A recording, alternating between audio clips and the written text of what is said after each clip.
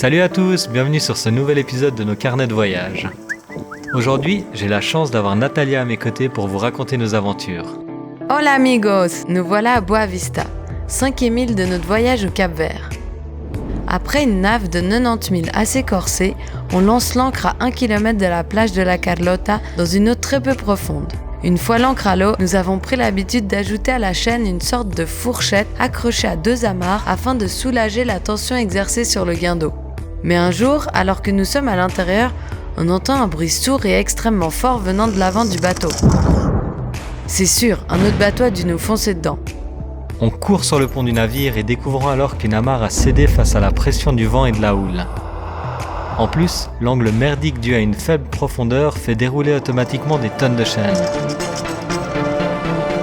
Il faut agir vite. On coupe un bout de l'écoute de génois et nous empressons de bloquer le déroulement automatique de la chaîne avec un bout. Natalia s'empare de la fourchette et du cordage et fait un magnifique nœud de chaise avant de remettre la protection en place.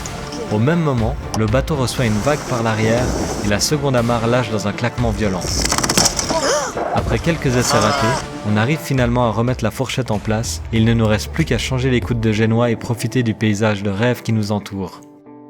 Autour de nous, une eau cristalline, des dizaines de kitesurfers et des dunes de sable blanc à perte de vue. Première visite, on part en annexe sur l'îlot désert de Sal Rei. On se balade un peu et découvrons un fort abandonné. On continue l'exploration. Et c'est tout ce qui reste sur cette île. Et on vient d'essayer d'éviter les petits pics qui se plantent dans nos chaussures. Je crois que cette île est hostile. Hostile Bref, on retourne au bateau se faire à manger et plus tard dans l'après-midi, nous partons explorer l'île de Boa Vista. Les dunes de sable venues tout droit du Sahara sont vraiment impressionnantes et on passe l'après-midi à alterner entre sable, baignade et paddle.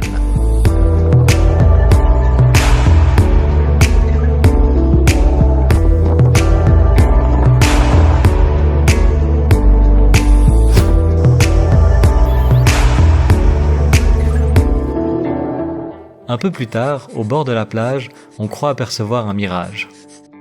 Une silhouette de palais des 1001 nuits apparaît et on découvre alors un énorme resort 5 étoiles paumé au milieu de nulle part.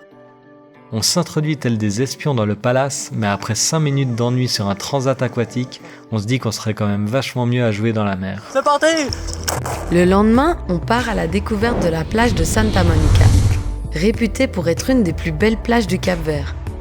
On part à pied sur une route désertique et arrivons après 1 heure dans un petit village tranquille. Là, nous rencontrons Victoria, une poupée russe en couple avec un local plutôt costaud. On sympathise et partons ensemble en 4x4 à la découverte de cette fameuse plage.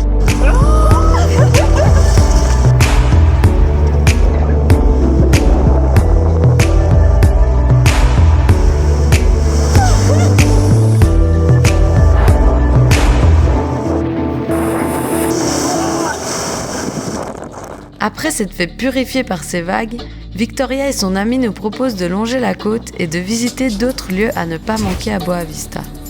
On roule à toute berzingue sur des pistes de sable et de terre et enchaînons les découvertes.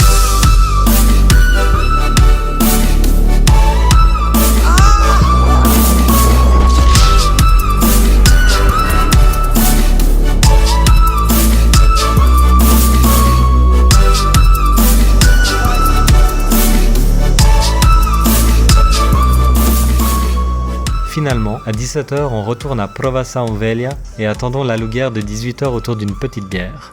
20h, la bière se transforme en punch, puis en repas, et on continue de nous assurer que l'aluguer de 18h va arriver d'un moment à l'autre. Devagar, devagar. Qu'est-ce qui presse finalement ? Le lendemain, on part avec notre voisin de bateau pour une petite initiation à la chasse sous-marine. Nous voilà sur le Zodiac de Nicolas, à la recherche de poissons de taille convenable et peu attentifs à notre harpon acéré.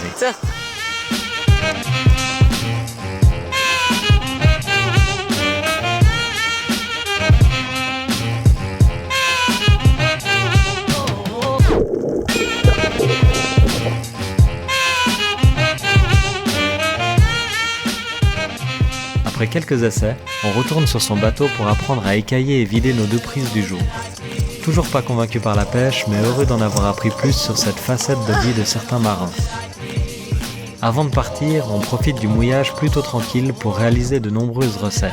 Et finalement, partir pour notre 6e île du Cap-Vert.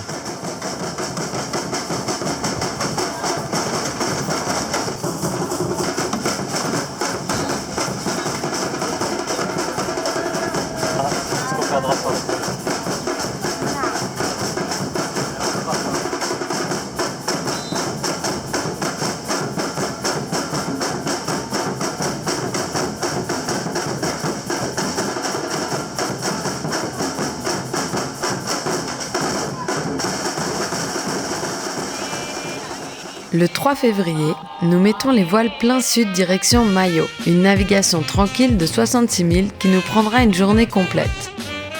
Mais tout ça, c'est une autre histoire. Merci d'avoir suivi ce nouvel épisode. On vous donne rendez-vous très vite pour partager la suite de nos aventures. Et si la vidéo vous a plu, n'hésitez pas à la liker, la partager et à vous abonner à notre chaîne. Retrouvez-nous aussi sur notre blog, Facebook ou Instagram.